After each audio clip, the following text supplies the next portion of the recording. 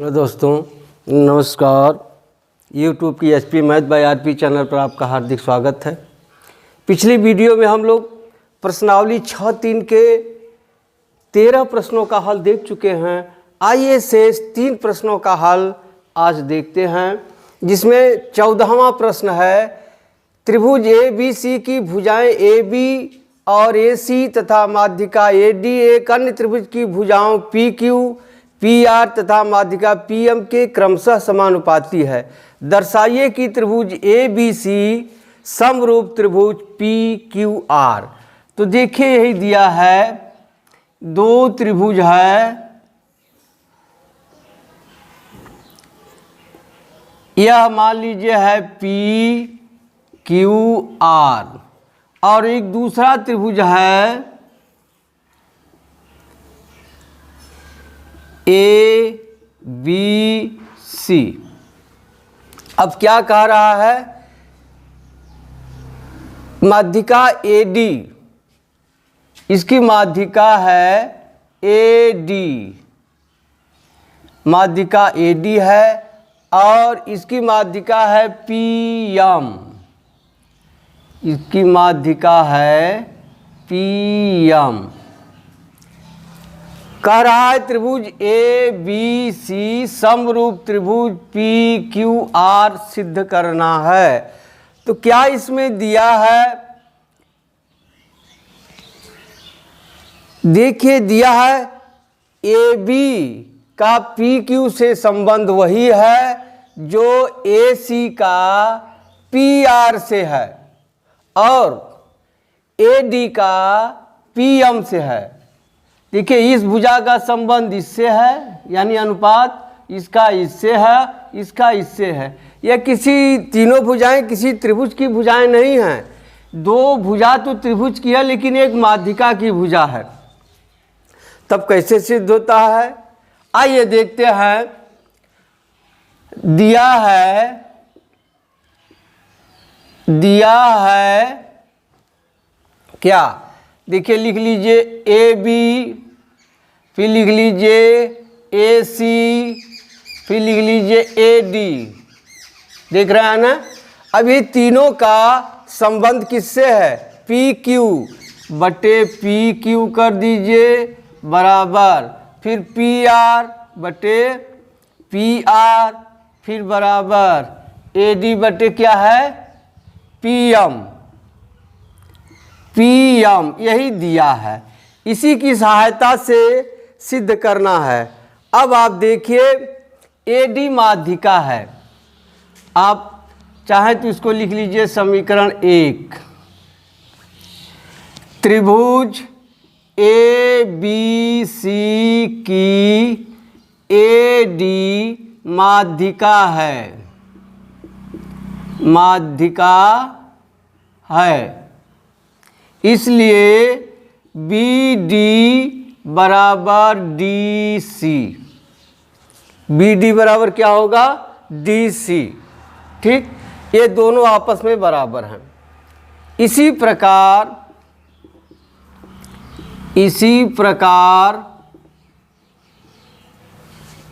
क्या लिख देंगे, त्रिभुज पी क्यू आर में, पी क्यू आर में क्यू एम बराबर होगा एम आर के। देखिए, उसमें भी पी एम माध्यिका है, इसको 2 बराबर भागों में बांट देगी, और यह इसके बराबर है। हो गया। अब देखिए, इसमें कुछ दिया नहीं है, हम कैसे इसको सिद्ध करते हैं। हम जानते हैं कि समरूप अगर सिद्ध करना है तो 3 शर्त है, या तो ए या यस यस यस या यस ए यस। तो देखिए, इस भुजा के संगत त्रिभुज से अनुपात मालूम है यदि इसके बीच का कोण मालूम हो जाए, या इसके बीच का अनुपात मालूम हो, या अगर ये कोण मालूम हो जाए। देखिए, अगर ये दोनों त्रिभुजों में इसका अनुपात, इसका अनुपात मालूम हो जाए, और यह कोण मालूम हो जाए, तो यस ए यस से समरूप हो जाएगा। तो आइए देखते हैं देखिए यहाँ ए बी बटे पी क्यू है, यहाँ ए सी बटे पी आर है, ए डी बटे पी एम है। अब देखिए बी सी कहीं है इसमें, कहीं नहीं है। अब तब क्या करेंगे, देखिए बी सी, इसमें बी सी कहीं नहीं है। देख लीजिए सवाल में ए B A C A D. अब समस्या होगी सिद्ध कैसे होगा, कुछ दिया ही नहीं है। तो इसमें क्या करेंगे, कुछ अपने मन से रचना का कार्य करना पड़ेगा। क्या, अपने मन से रचना का कार्य करना पड़ेगा। तो देखिए क्या करेंगे, ए डी को इतना आगे बढ़ाया कि ए डी बराबर यहां हो जाए डी ई। कितना आगे बढ़ाया, इस भुजा के बराबर ये भुजा। अब क्या करेंगे, डी को सी से मिला दिया, सी इधर बगल में लिख ले रहे हैं, और डी को बी से मिला दिया, डी को बी से मिला दिया। इसी प्रकार इसमें भी करना है, पी एम को यम की तरफ पी एम के बराबर रेखाखंड खींच लिया। यहाँ कर दीजिए, यहाँ तो डी लिखा है, यहाँ ई का नाम रख दिया जाए ई, और यहाँ एफ रख दिया जाए। ठीक, और एफ को आर से और एफ को क्यू से मिला दिया जाए। यह आर है, यह रचनाकार हो गया। ठीक है, यह रचनाकार हो गया। अब आप देखिए यह इसके बराबर है और यह इसके बराबर है, और यह भुजा इसके बराबर है और यह भुजा इसके बराबर है। देख रहे हैं, अब यह चतुर्भुज है, देख रहे हैं ये दोनों चतुर्भुज है। अब देखिए चतुर्भुज के ये दोनों ए ई और बी सी विकर्ण है, और विकर्ण क्या है, बिंदु डी एक दूसरे को समद्विभाजित करता है। इसमें इस चतुर्भुज में विकर्ण बिंदु यम पर समद्विभाजित होते हैं। तो हम जानते हैं जिस चतुर्भुज के विकर्ण आपस में समद्विभाजित करते हैं वह चतुर्भुज समांतर चतुर्भुज होता है। वह चतुर्भुज क्या होता है, समांतर चतुर्भुज होता है। तो आइए देखते हैं, कुछ रचना का कार्य कर लेते हैं। रचना क्या करेंगे, ए डी को डी की तरफ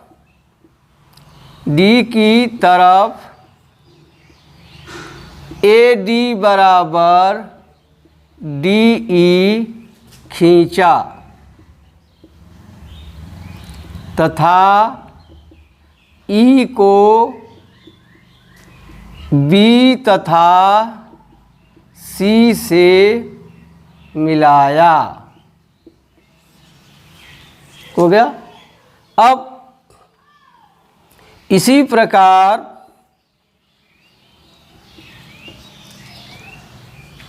पी एम को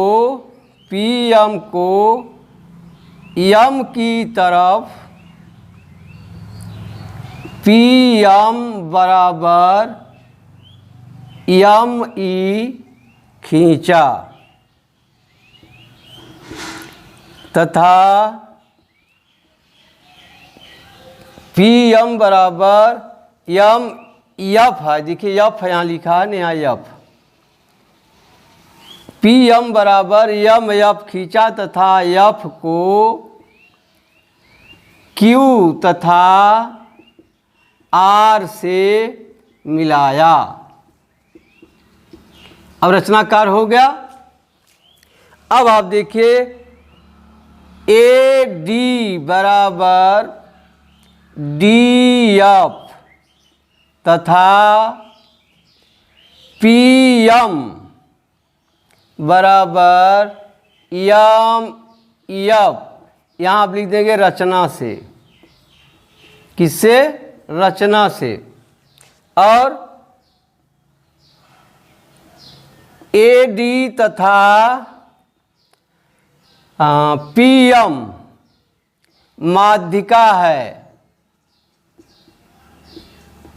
माध्यिका हैं, अतः क्या हो जाएगा? बी डी बराबर डी सी तथा क्यू एम बराबर एम आर। ये चतुर्भुज के विकर्ण हैं, या इस तरह लिखिए ए ई तथा बी सी और क्यू आर तथा पी एफ चतुर्भुज के विकर्ण हैं, जो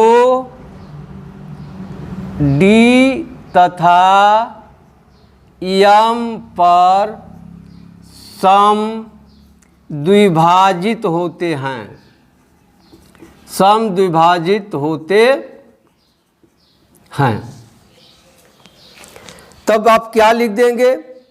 हम जानते हैं कि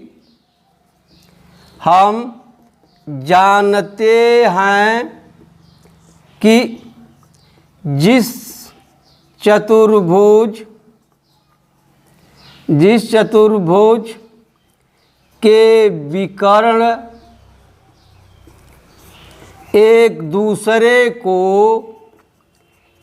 दूसरे को समद्विभाजित करते हैं, समद्विभाजित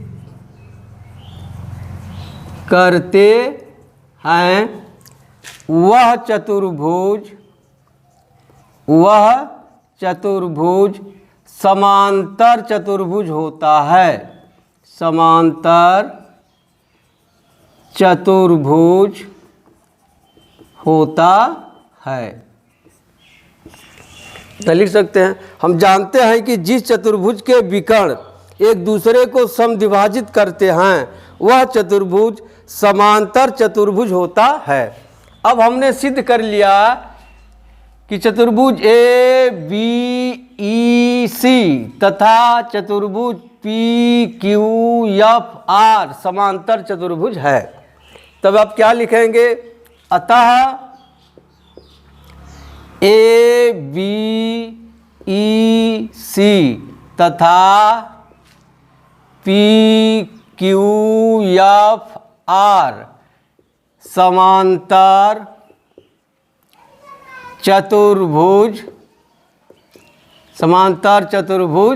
हैं। अब जब समांतर चतुर्भुज सिद्ध हो गया तो हम जानते हैं समांतर चतुर्भुज की आमने सामने की भुजाएं बराबर होती हैं और सम्मुख कोण बराबर होता है। इसलिए क्या हो जाएगा? ए बी बराबर हो जाएगा सी एफ तथा बी ई बराबर हो जाएगा ए सी के, और उसमें पी क्यू बराबर हो जाएगा एफ आर के तथा क्यू एफ बराबर हो जाएगा पी आर के।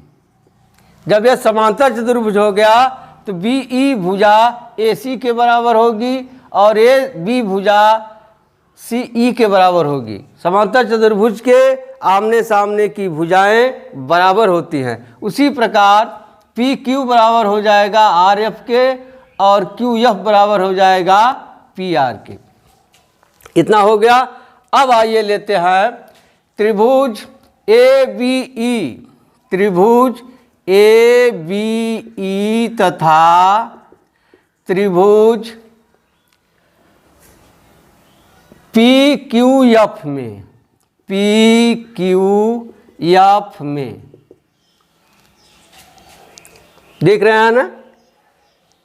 अब आपको दिया है क्या दिया है, ए बी बटे पी क्यू, ए बी बटे पी क्यू, ए बी बटे पी क्यू। और क्या दिया है, ए डी बटे पी एम, क्या दिया है यहाँ, ए डी बटे पी एम। देख रहे हैं ना, ए डी बटे पी एम। या इसको न लिख करके आप पहले ए लिख करके तब इसको लिखिए, अक्षर लिखी दिया है तो कोई दिक्कत नहीं।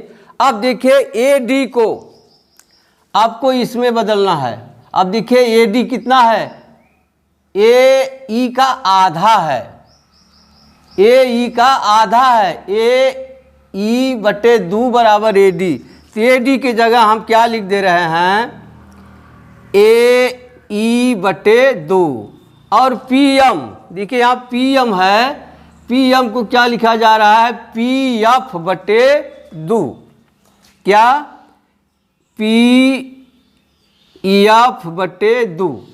अब देखिए 2 से 2 कट गया, यहाँ क्या हो जाएगा, ए बी बटे पी क्यू बराबर ए ई बटे पी एफ। अब देखिए कहाँ क्या निकल गया, ए डी ए ई बटे पी एफ ये निकल गया। अब देखिए इसमें एक चीज़ और दिया है, ए सी बटे पी आर। तो यहाँ लिखते रहें, यहाँ लिख दिया जाए बराबर ए सी बटे पी आर, यहाँ भी लिख दीजिए ए सी बटे पी आर। अब देखिए यहाँ हो जाएगा ए बी बटे पी क्यू बराबर ए ई बटे पी एफ बराबर ए सी। अब देखिए ए सी, यही ए सी बराबर है बी ई के, तो ए सी की जगह लिख दे रहे हैं बी ई बटे पी आर। यहाँ चाहे तो लिख लीजिए आप, ए सी बराबर क्या है, बी ई के। दिख रहा है ना, ए सी बराबर बी ई के है और पी आर बराबर है क्यू एफ के। तो यहाँ लिख लीजिए क्यू एफ। अब यहाँ लिख लीजिए पी आर बराबर क्यू एफ के। अब देखिए ए बी बटे पी क्यू, ए बी बटे पी क्यू बराबर ए ई बटे पी एफ, ए ई बटे पी एफ और बी ई बटे क्यू एफ, बी ई बटे क्यू एफ। यानी त्रिभुज ए बी ई तथा पी क्यू एफ की संगत भुजाएं हैं। या आप इससे लिख लीजिए A B A E B E P Q P F और क्यू एफ। त्रिभुज ए बी ई तथा त्रिभुज पी क्यू एफ की संगत भुजाएं हैं। जब दो त्रिभुज की संगत भुजाएं आपस में समानुपाती होती हैं तो दोनों त्रिभुज समरूप कहलाते हैं। इसलिए त्रिभुज ए बी ई समरूप त्रिभुज पी क्यू एफ हो गया। ए बी ई समरूप त्रिभुज पी क्यू एफ किस आधार पर, अब यहाँ लिख सकते हैं यस समरूपता कसौटी से। हम जानते हैं अगर दो त्रिभुज समरूप हों तो ये समान कोणिक होते हैं, यानी संगत कोण आपस में बराबर होते हैं। तब यह कोण, देखिए यह कोण इस कोण के बराबर हो गया। हमें इसी की आवश्यकता है, इसी लिख रहे हैं सब। यह कोण भी इसके बराबर होगा, यह कोण भी इसके बराबर होगा।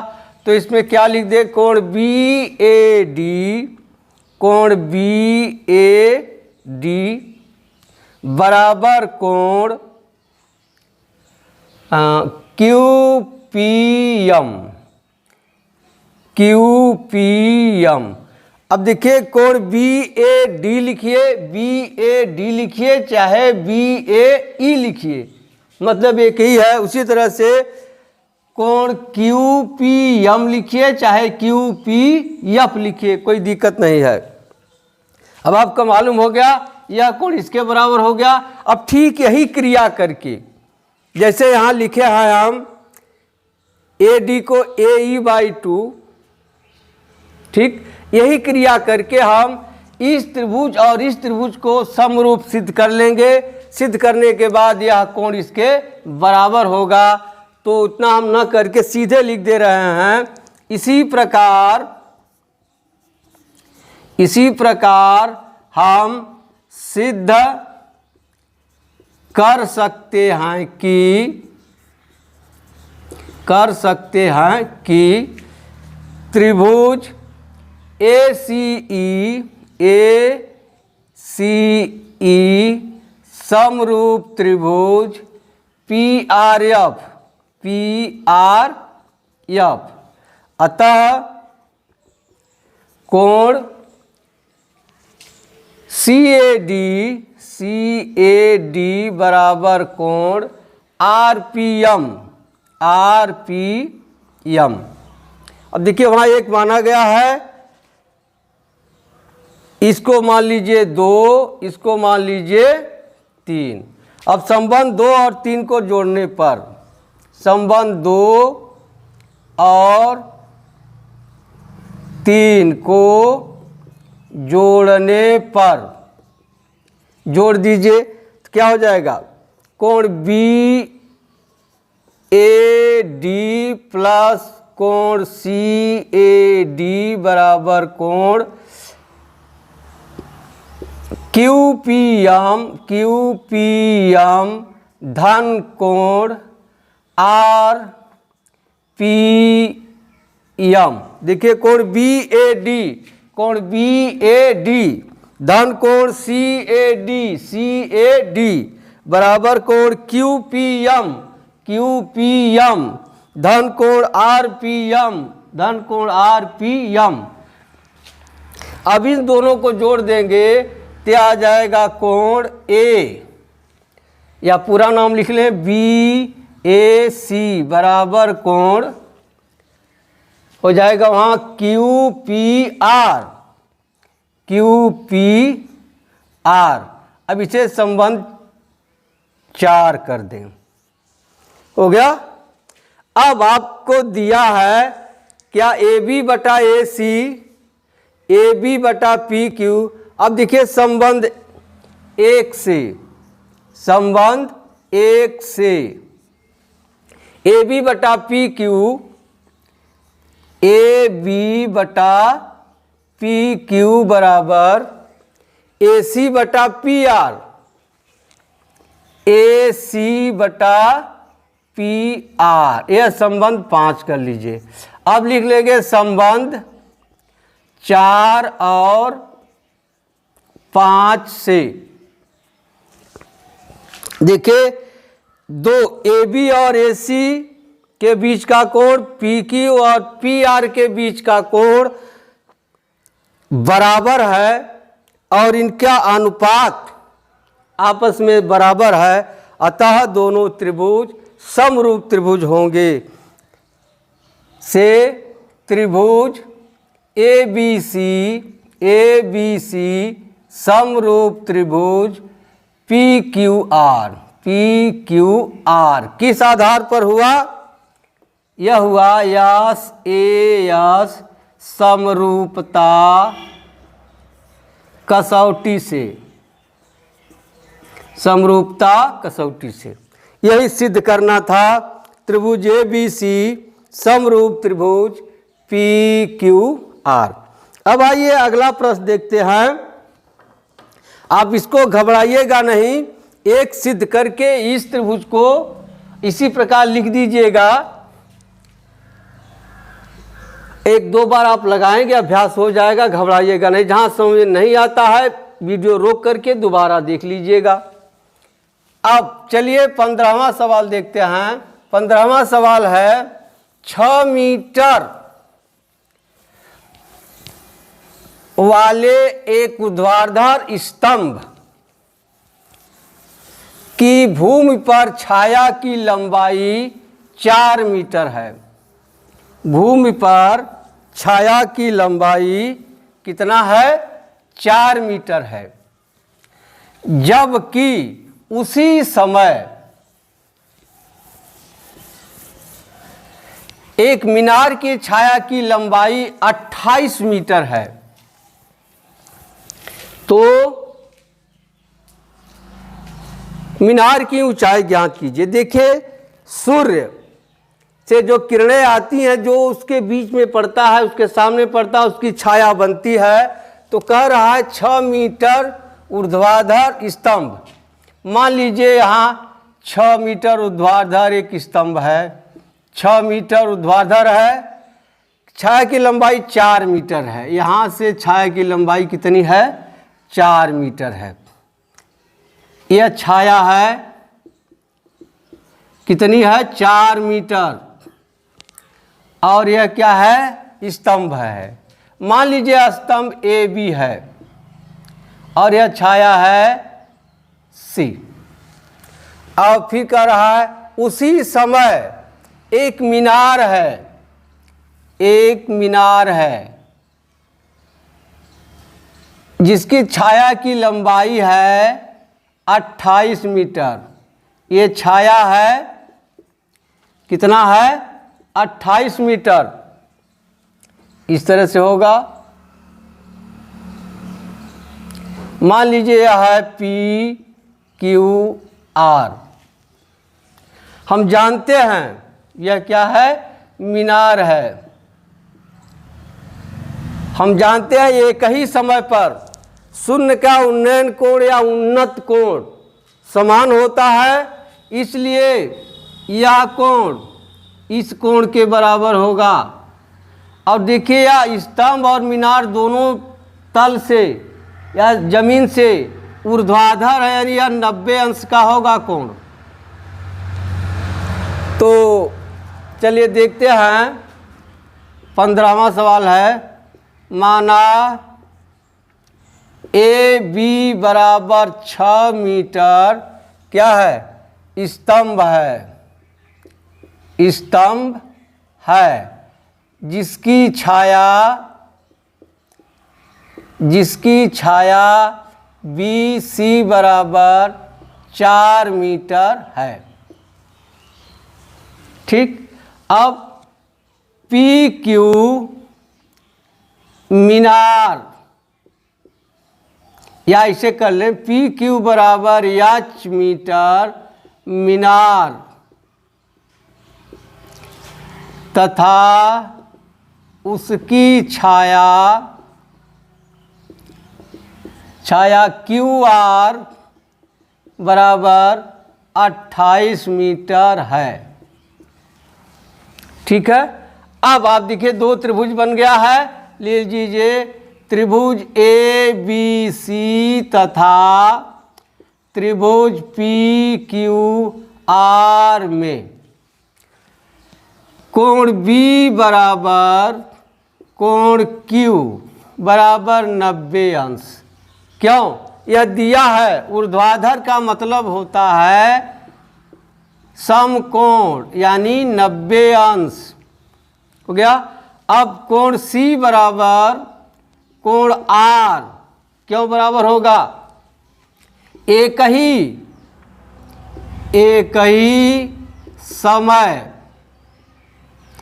पर सूर्य का उन्नयन कोण या उन्नत कोण, उन्नत कोण। अब देखिए दो कोण आपस में बराबर हो गए, इसलिए हम लिख सकते हैं त्रिभुज ए बी सी समरूप त्रिभुज पी क्यू आर। जब दोनों त्रिभुज समरूप हो गए तो उनके भुजाओं में समान का अनुपात होगा। यह किस आधार पर हुआ? ए समरूपता कसौटी से। अब दोनों त्रिभुज समरूप हो गए, तब क्या लिख देंगे? पहले ही बड़ा वाला त्रिभुज ले लें। यहाँ हो जाएगा मीनार की ऊंचाई पी क्यू बटे इसकी ऊंचाई ए बी बराबर मीनार की छाया क्यू आर बटे इसकी छाया बी सी। इसे मान रख दिया जाए। पी क्यू बराबर देखिए एच माने हैं एच बटे ए बी बराबर 6 है बराबर क्यू आर 28 है और बी सी 4 है। अब देखिए 4 से 1 कट जाएगा, 4 सते 28। अब एच बराबर हो जाएगा 7 गुणे 6 बराबर 42। अब उत्तर हो जाएगा मीनार की ऊंचाई बराबर 42 मीटर। मीनार की ऊंचाई कितनी हो गई? 42 मीटर। अब आइए अगला प्रश्न देखते हैं, 16वां है। 16वां में कह रहा है ए डी और पी एम त्रिभुजों ए बी सी और पी क्यू आर की क्रमशः माध्यिकाएं हैं। देखिए इस तरह से है।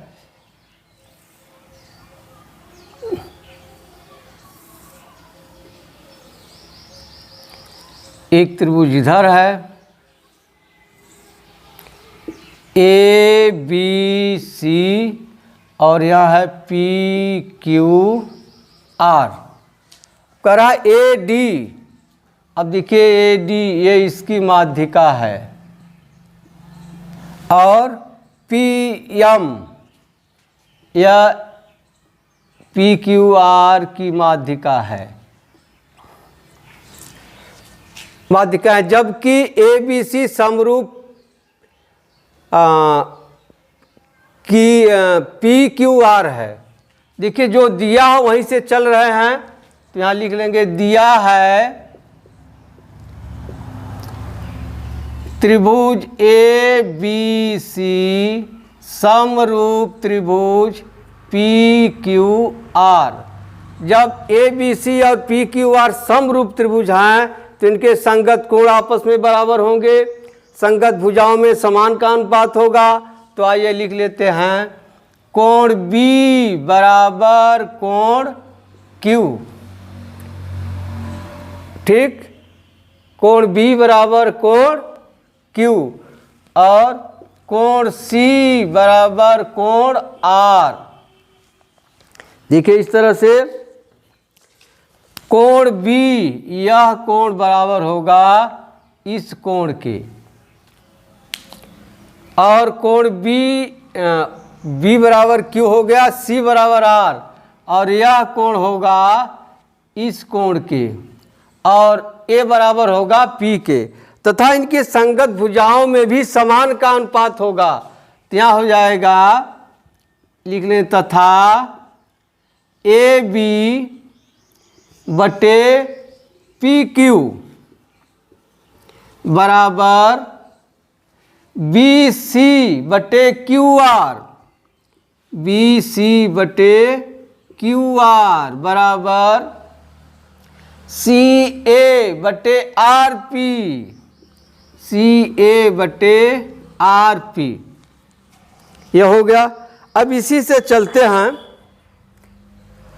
अब देखिए ए डी माध्यिका है, इसलिए क्या हो जाएगा बी डी बराबर डी सी। देखिए यह इसके बराबर होगा। इसी तरह से पी एम माध्यिका है तो यह भुजा इसके बराबर होगी, यानी क्या होगा क्यू एम बराबर एम आर के। अब वही क्रिया यहाँ करना है, ए बी बटे पी क्यू बराबर बी सी अब बी सी की जगह लिख दे रहे हैं 2 गुणे बी डी। क्या? 2 गुणे बी डी, 2 गुणे बी डी। ठीक है, 2 गुणे बी डी हो गया बटे क्यू आर। क्यू आर की जगह लिख दे रहे हैं 2 गुणे क्यू एम, 2 गुणे क्यू एम। या यही देख लीजिए बी डी बराबर डी सी के है, इसलिए बी सी बराबर क्या हो जाएगा 2 गुणे बी डी। और यहाँ क्यू एम बराबर एम आर है, इसलिए क्यू एम बराबर हो जाएगा 2 बी सी बराबर है या, तो क्यू आर बराबर होगा यहाँ क्यू आर बराबर 2 गुणे क्यू एम। अब यहाँ हो गया बराबर हो गया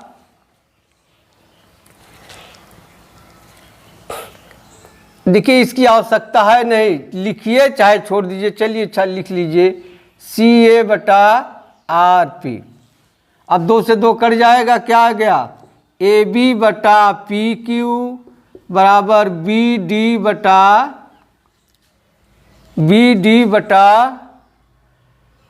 क्यू एम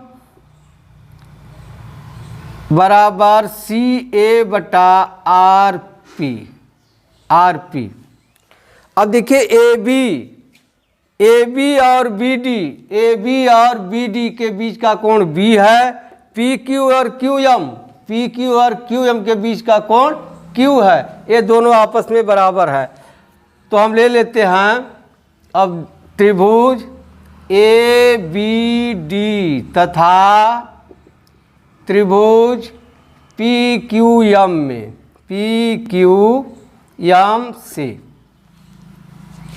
ठीक, अब देखिए है ए बी बटे पी क्यू बराबर बी डी बटे क्यू एम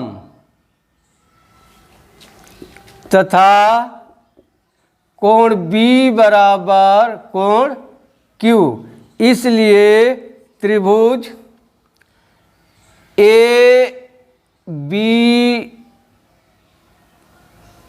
सी, त्रिभुज ए बी सी समरूप त्रिभुज, ए बी सी समरूप त्रिभुज तो दिया है, कौन सा त्रिभुज समरूप होगा ए बी डी होगा, यहाँ ए बी डी समरूप त्रिभुज पी क्यू एम के, ए बी डी समरूप त्रिभुज पी क्यू एम के।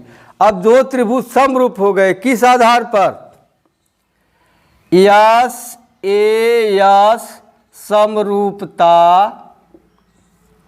कसौटी से ये समरूप हो गए। जब समरूप हो गए तो इनके संगत भुजाओं में समान का अनुपात होगा, तो हो जाएगा ए बी बटे पी क्यू बराबर देखिए बी डी बटे क्यू एम बराबर डी ए बटे एम पी। अब देखिए क्या सिद्ध करना है, ए बी बटे पी क्यू यही है, लिख लिया जाए इसको ए बी बटे पी क्यू बराबर क्या सिद्ध करना, ए डी बटे पी एम। देखिए यह है डी ए है, इसको पहले कर दे रहे हैं, यहाँ हो जाएगा ए डी बटे इसको पहले कर दें पी एम, यही सिद्ध करना था, सिद्ध हो गया। अब आप प्रश्नों को लगाइएगा, मिलते हैं अगली वीडियो में, तब तक के लिए धन्यवाद। जय हिंद, जय भारत।